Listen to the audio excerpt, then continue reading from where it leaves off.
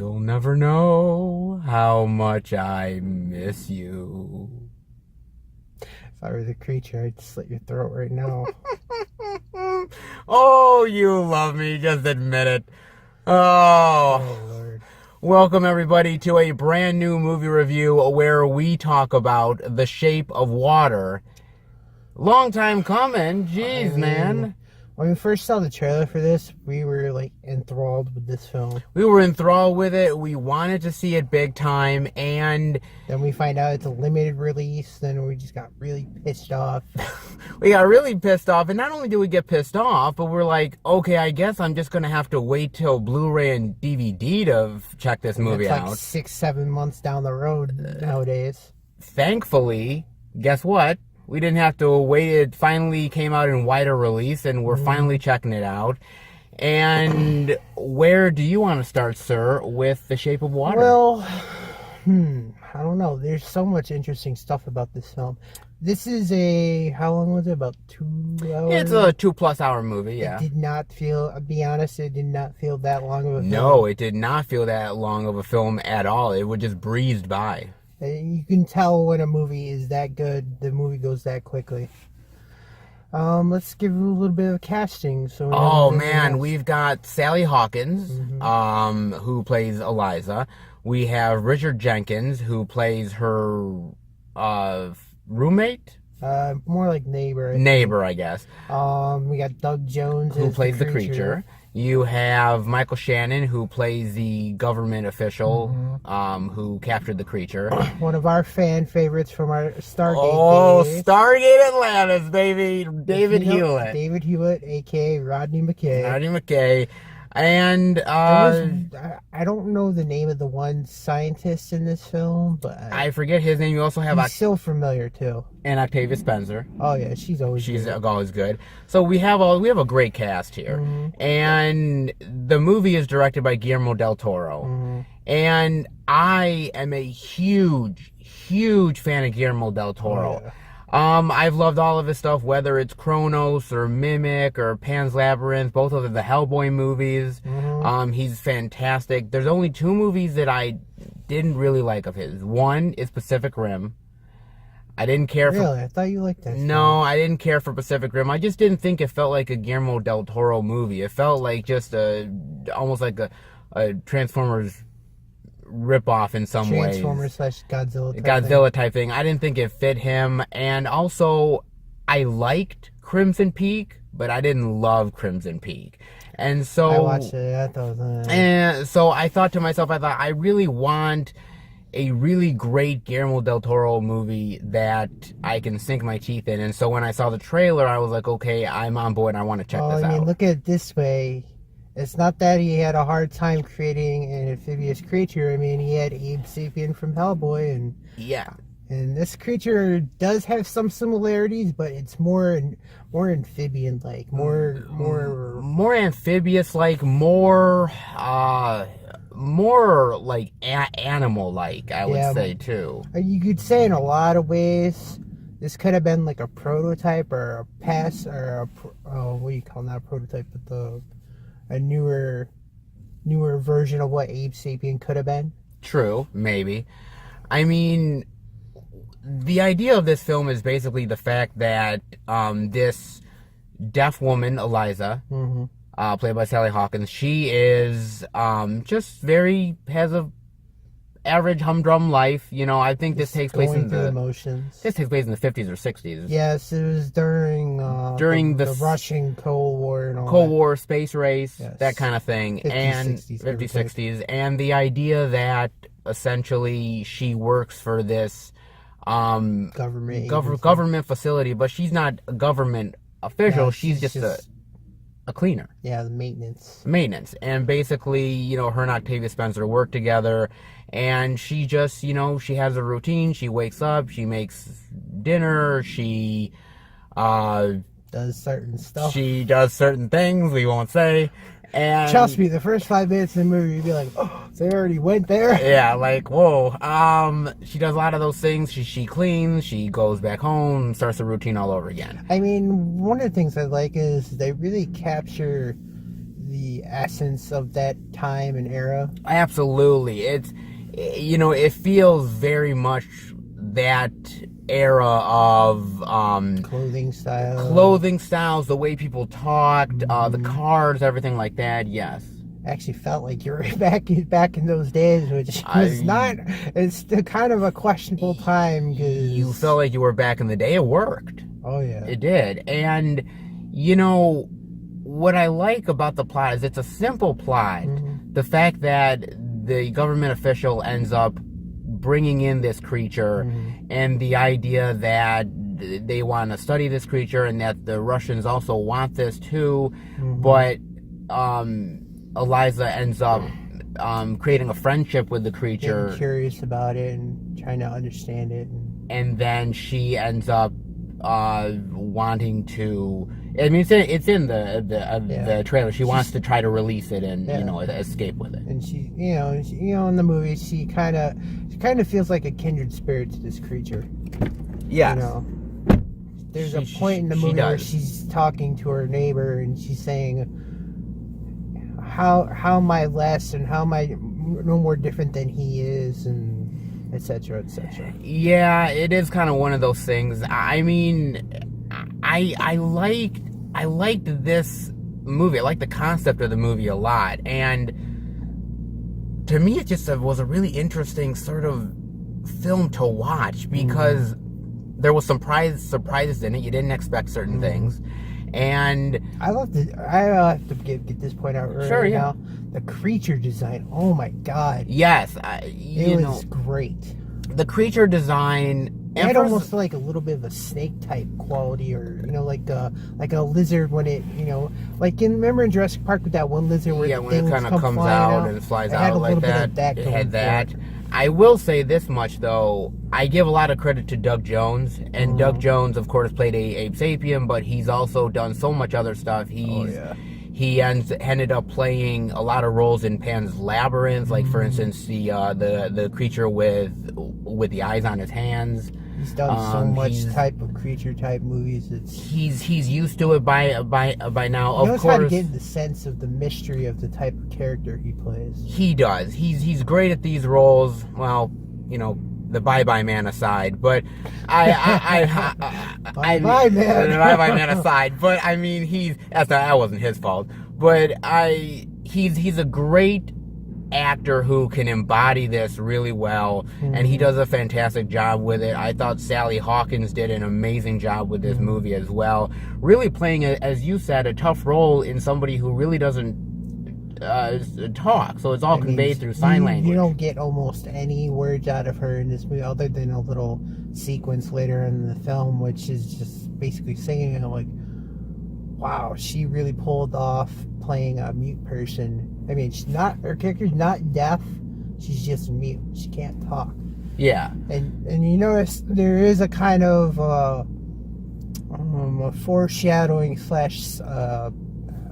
symbol, like a symbolism thing going on with that you see with her in the movie, which plays on later on in the film.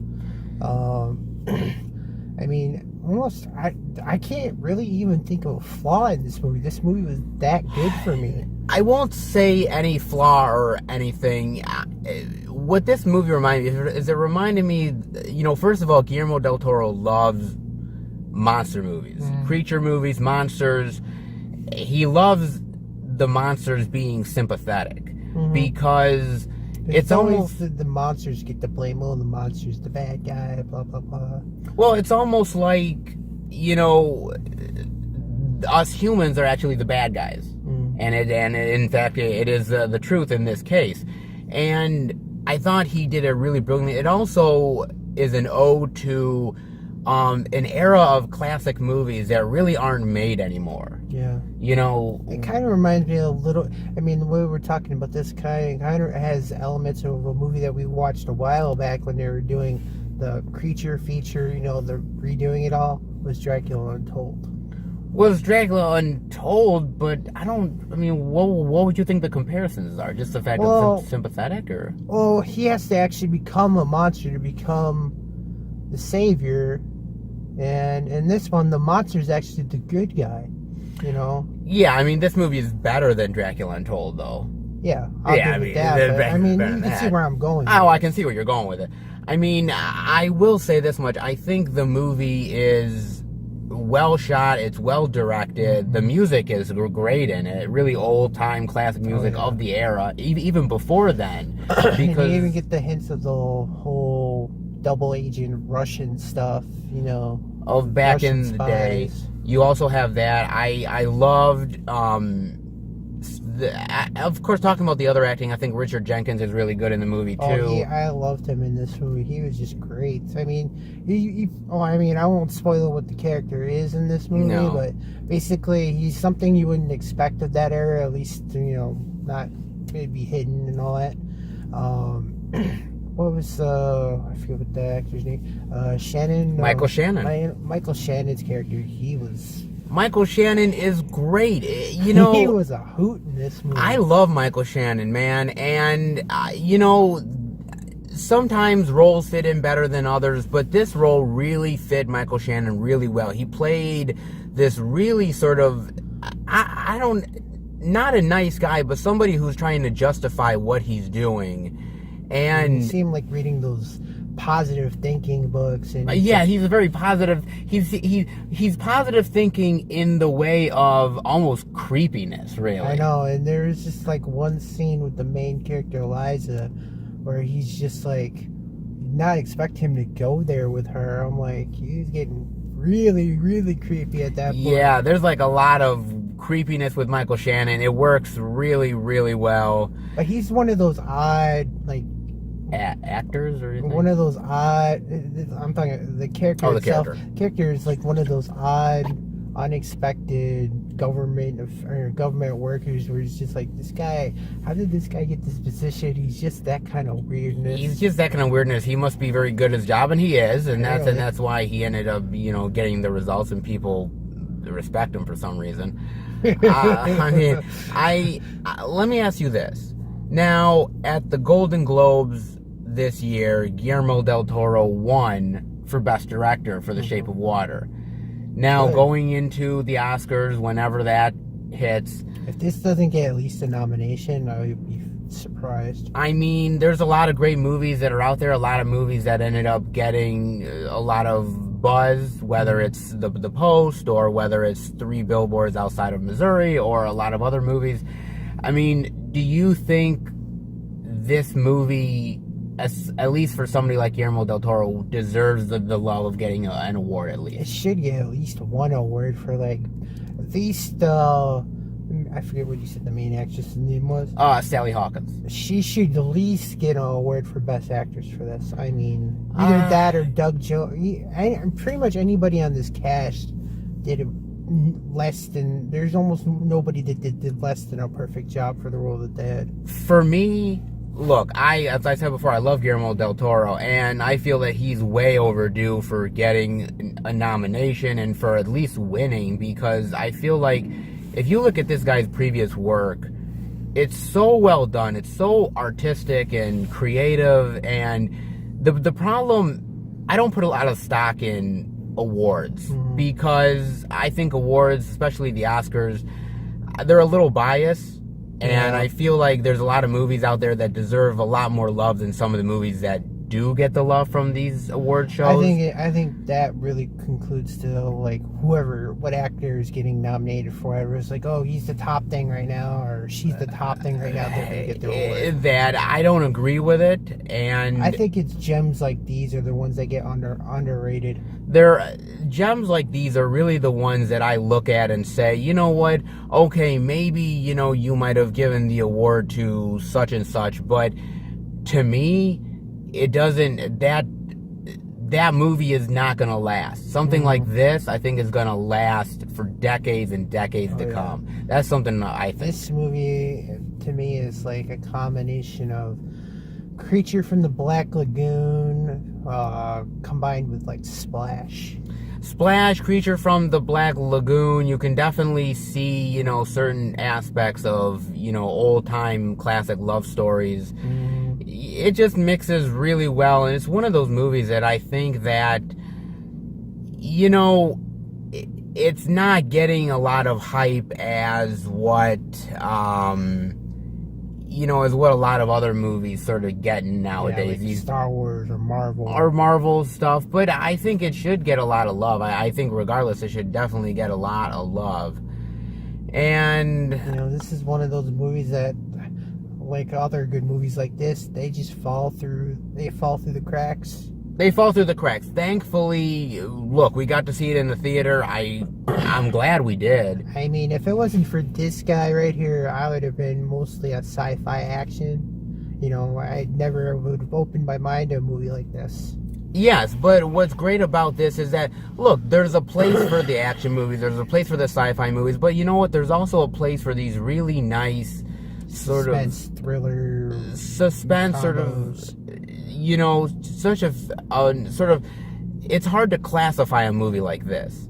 It's got a little bit of everything in it. It's got a little bit of fantasy. It's got a little bit of comedy. It's got a little bit of action. It's got a little bit of a love story. It's suspense thriller. Suspense. It's got a lot of stuff, and it works. All of it works really, really well, and had the right combination. I mean, had great acting, great scenery, great creature design. I can't praise it enough. I mean, to be honest with you, and I mean, what are your, I guess, final thoughts and grade rating on Shape of Water? Like I said before we even got into this, is like this for me right now.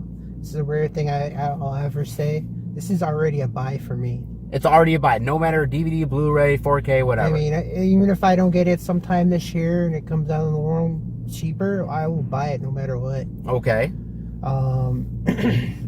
Like you said, I think the acting, I don't think anybody was flawed in this film. It was almost perfect acting. That's a rare thing nowadays. The story was great. Scenery was great. This is going to be a rare grade for me because I almost never give it. I'd have to give it A+. Wow, you are going A+. So this year so far, even though this is a movie technically from 2017, it's getting a big release now. So technically, this year so far for movies that we watched haven't been too bad, honestly. Overall, at least a B rating plus. Yeah, it's been really, really good. I think this might be our year for movies. I mean, we got some big ones coming out this year. We got some big ones, and it's nice to start out the year good because I'm not gonna lie, there's gonna be clunkers, but last year were clunkers. As long as we have good movies like The Shape of Water, then why not? I'd like to see more of these actors in other things, especially the main girl who played Eliza, Sally Hawkins. I'd love to see her do more stuff as well. For me, look, finally, after 2 movies where I didn't really love what Guillermo del Toro did, this movie gets him back on track. Redeemed him? I don't know if he redeemed, because recovered from the previous other 2 movies that were just I think this is definitely a true to form Guillermo del Toro film, and it ranks right up there, whether we're talking about, again, Kronos or Pan's Labyrinth or Hellboy or a lot of those others. It's definitely going to be in the pantheon of great Guillermo del Toro movies that you're going to love. The acting is great across the board. It's well shot. It's such a beautifully crafted movie, and I just loved every second of it. For me, it's an A+ too. I can't sing the praises high enough. We both give it practically a perfect grade. Practically a perfect grade, and it just makes me want to sing all day. You'll never know how much I miss you. I mean, look at it this way. Her character and the creature, if they get together, they will create Abe Sapien. It's only a matter of time. Wait a minute. That was basically the story of how I was born. You kind of look like your father. We're the Gills.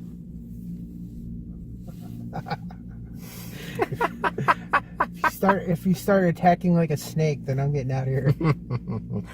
All right, everybody, that'll do it for the movie review. Hope you guys enjoyed it. If you did, definitely give it a thumbs up, and we will be back next time for another movie review. Hopefully with a little more of my singing, because I'm very, very good as a singer. You've got as much imagination as this movie does. We'll get you some eggs, all right? You'll be fine. Have a good one, guys.